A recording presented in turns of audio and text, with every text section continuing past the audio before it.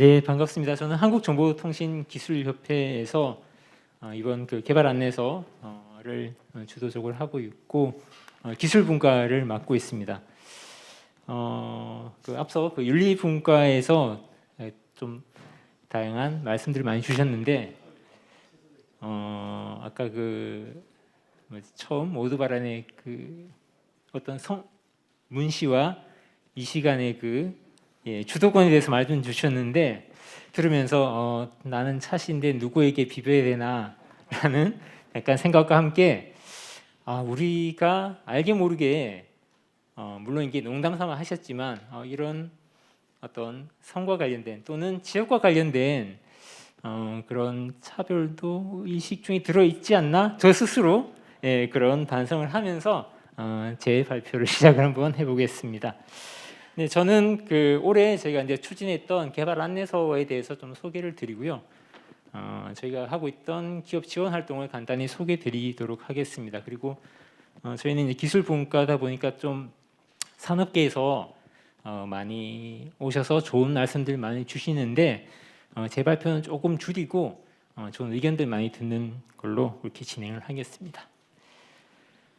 저희가 이제 개발 안내서를 만들게 된 건 사실 이제 앞서 윤리 분과도 마찬가지지만 인공지능 어떤 확산과 관련 더불어서 사회적인 이슈들이 많이 발생하다 보니까 저희도 이런 고민들을 하게 됐습니다. 그래서 데이터 편향이라든지 인종차별 같은 그런 문제점들이 나오고 그러다 보니 이제 국제 사회에서도 그리고 국제 표준화 기구 등에서도 다양한 원칙들을 만들어내고 있고 또 유럽이나 미국 등에서는 어떤 규제나 가이드 등을 만들면서 다양한 노력들을 하고 있습니다. 그래서 저희는 이제 작년에 신뢰할 수 있는 인공지능 개발 안내서라는 이름으로 좀 작업을 했고요. 앞서 이제 윤리 점검표는 주로 이제 좀 윤리적인 측면이라고 하면 저희는 그 윤리적인 측면 중에 기술적으로 풀 수 있는 부분들을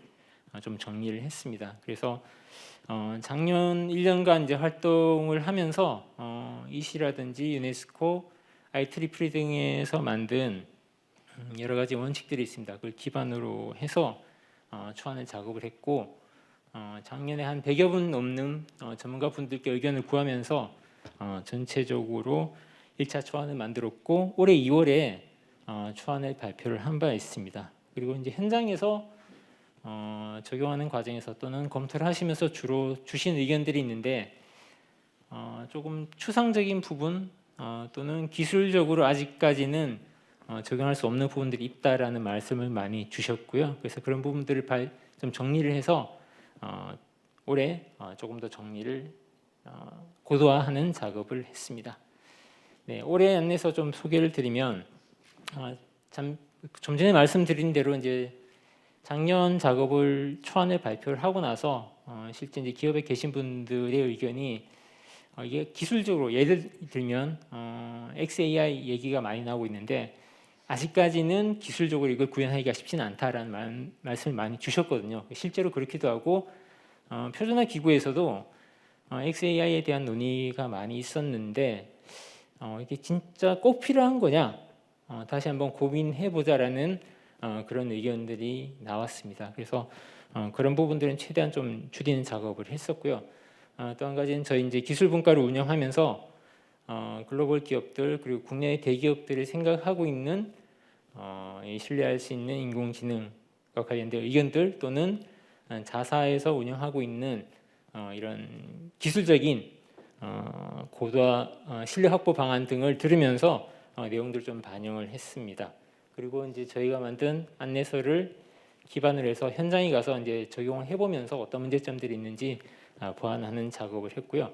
그래서 작년 대비 이제 올해 개발 안내서를 좀 바꾼 작업이 있는데 크게는 이제 요구사항을 좀 수정을 했다. 그리고 저희가 이제 요구사항들을 15개 요구사항이 있는데 각각 요구사항들을 누가 그 요구사항을 충족시키기 위한 활동을 해야 되는지가 좀 필요하겠더라고요. 그래서 그런 부분을 좀 정리를 했고 세 번째는 이제 가장 최근 나오는 여러 가지 문서들이라든지 기술적인 내용들을 좀 더 반영하는 작업을 했습니다. 그래서 올해 이제 저희가 했던 부분은 크게 이제 네 가지입니다. 한 가지는 첫 번째는 개발 안내서의 좀 일반 분야라고 해서 좀 공통적으로 담을 수 있는 개발 안내서를 작년에 만들었는데 그걸 좀 더 고도화하는 작업을 했고요.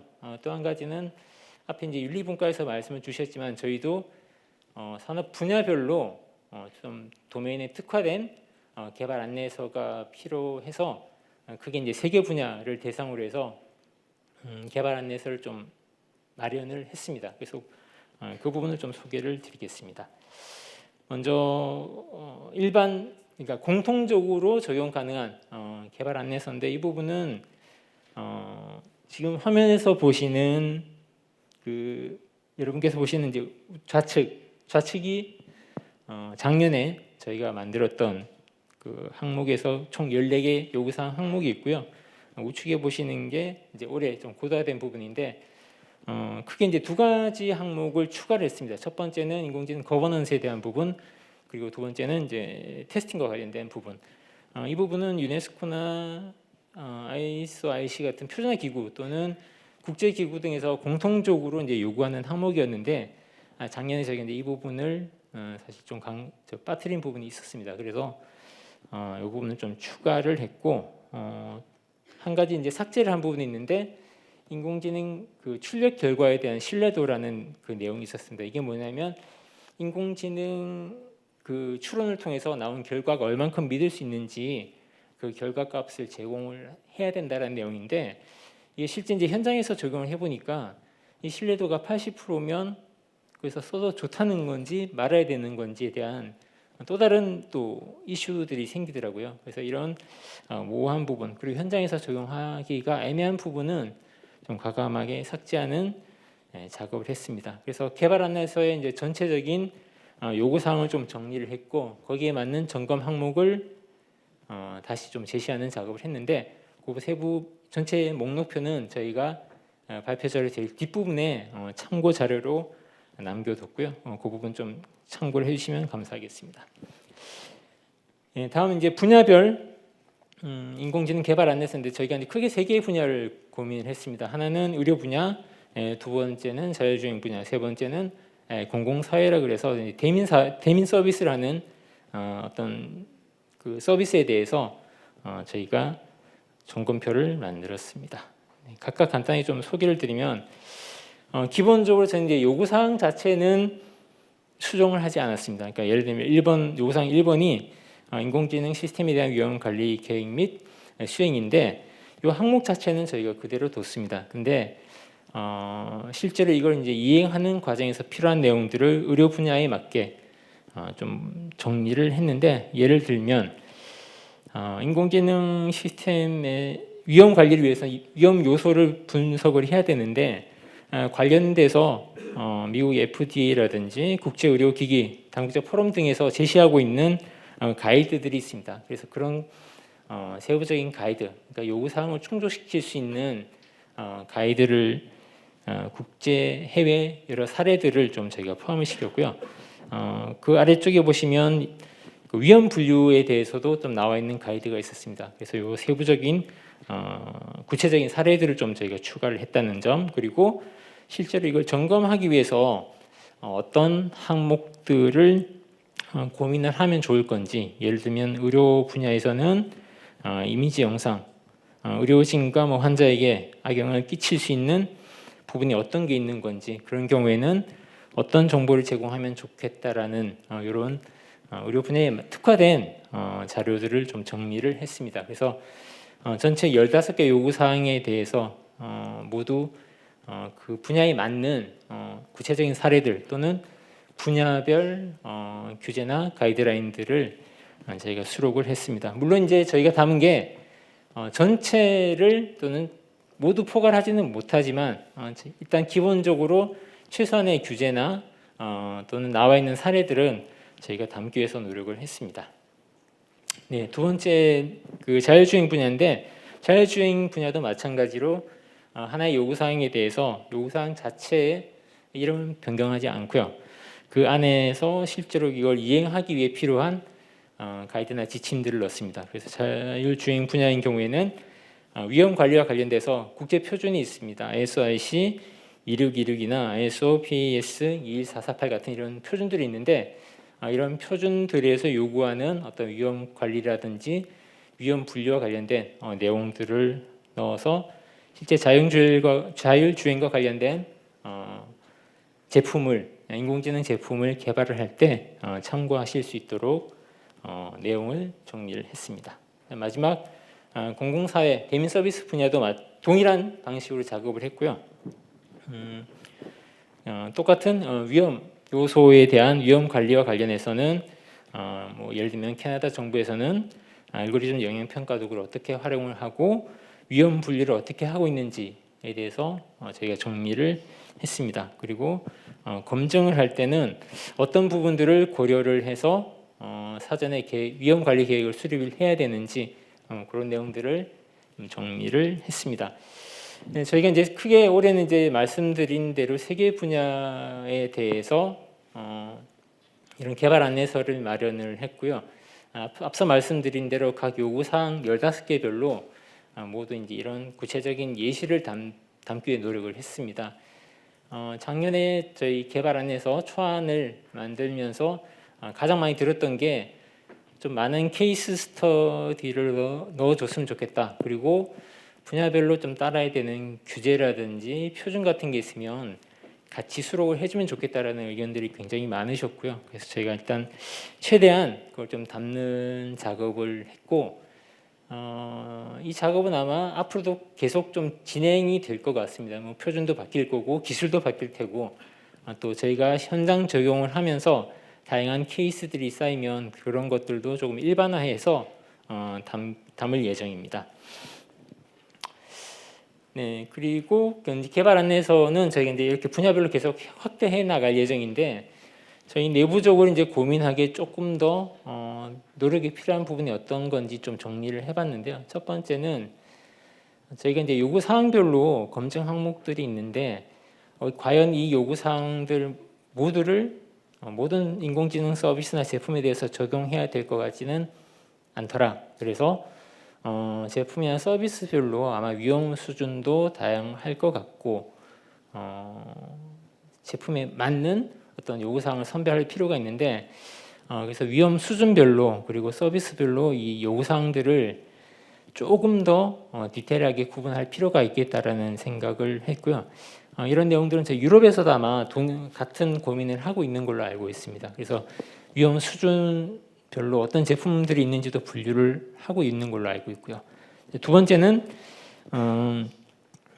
저희가 이제 올해 했던 것처럼 산업 분야에 따라서 저희가 이제 좀 만들고 있는데 이런 분야들을 좀 더 확대할 필요가 있겠다라고 생각을 하고 있습니다. 그래서 챗봇 아까 말씀 주셨는데 최근에 또 인공지능 면접에 대한 이슈들도 나오고 있습니다. 그래서 그런 분야라든지 사회 기반 시설이라든지 생활 안전과 관련된 그런 분야에 대해서 이런 개발 안내서를 만들 예정이고요. 또 한 가지는 ISRC나 IEEE 또는 유럽에서 요구하는 또 기준들이 있습니다. 그래서 그런 기준들과 관련해서 또 국내 기업들이 해외로 진출하고자 할 때 어떤 규제가 있는지 좀 궁금하실 것 같아서 그런 규제들 좀 정리를 하고 자사의 제품이 이런 규제들을 충족하는지 여부를 확인할 수 있는 그런 도구들도 좀 마련을 하고자 하고 있고요. 또 한 가지는 올해 이제 저희가 일기 포럼 출범을 해서 작업을 하고 있는데 이번처럼 저희가 일방적으로 만드는 게 아니고 기업 현장에서 필요로 하는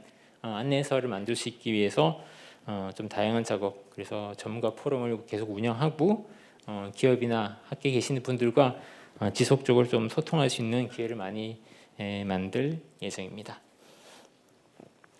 네, 저희가 만든 이런 개발 안내서를 기반으로 해서 이제 저희는 기업 지원 활동을 했는데 이게 컨설팅을 저희는 올해 수행을 했습니다. 크게 이제 3개 분야를 진행을 했었고요. 저희가 개발 안내서 3종을 만든 것과 동일한 분야, 자율주행과 의료 그리고 대민 서비스 분야에 대해서 컨설팅을 지원을 했고 기본적으로 이제 컨설팅은 저희가 이제 회사에 가서 제품에 맞는 요구 사항들을 추려내고 그리고 진단을 해서 어떤 부분이 부족한지를 좀 전달을 드렸습니다. 그리고 그 부족한 부분은 어떻게 하면 개선을 할 수 있는지 그런 내용들을 제안하는 형태로 진행을 했습니다. 올해 저희가 이제 3건을 진행을 하고 있는 상황이고 아마 12월 중순쯤 되면 어느 정도 마무리가 될 것 같습니다. 그래서 그 내용들도 저희가 또 개발 안내서에 지속적으로 보완을 해 나갈 예정입니다. 국제 표준화 활동 및 국제 협력 활동도 저희가 조금 활발하게 하고 있는데 이거는 결국은 이제 우리가 만든 가이드가 국내에 한정된 게 아니고 글로벌하게 좀 통용이 돼야 될 것 같아서 저희가 이런 작업들을 하고 있고 저희가 ISO/IC JTC SC42가 인공지능 표준화 그룹입니다. 거기 가서 저희가 이제 표준화 활동도 하고 있고 저희가 만든 개발 안내서도 이제 소개를 했습니다. 소개도 하고 앞으로는 이제 이런 저희가 만든 내용들을 국제 표준이 될 수 있도록 좀 진행을 하려고 하고 있고요. 미국의 리스트에서도 위험 관리 프레임워크를 만들었는데 이게 주로 담고 있는 게 인공지능 윤리와 관련된 내용인데 여기 검토반에 저희가 참여를 해서 저희 또 한국 의견도 제안을 한 바 있습니다. 네, 이렇게 이제 저희가 기본적으로는 기업 지원을 위해서 컨설팅도 하고 있고 또 국내외 표준화 동향들이나 국제 움직임들 좀 파악을 하고 있고 이걸 좀 공유하는 그런 작업들을 하고 있고요. 마지막으로 저희가 이제 보여줄 영상인데 이거는 저희가 이제 요구사항 어떤 점검표 형태로 개발을 할 때 필요한 검증 항목과 요구사항을 정리를 했는데 이걸 이제 문서로만 전달드리면 큰 의미가 없을 것 같아서 좀 도구로 만들어봤고요. 그 도구를 지금 이제 올해 연말에 릴리스할 예정인데 일단 초안을 어떤 컨셉을 저희가 가고 있는지 그 영상으로 잠깐 좀 보여드리도록 하겠습니다. AI 트러스트 옵세 신뢰성 진단 메뉴의 하위 메뉴 신뢰성 프로파일을 클릭하면 신뢰성 자가 진단을 위한 페이지로 이동합니다. 진단해야 하는 요구사항과 검증 항목을 확인합니다. 세부 요구사항과 검증 항목은 설명 버튼을 클릭하면 내용을 자세히 보실 수 있습니다. 다시 진단 페이지로 돌아와 진단 항목을 체크하고 하단의 결과 보기 버튼을 클릭하면 현재까지 진행한 자가 진단에 대한 결과 리포트를 확인하실 수 있습니다.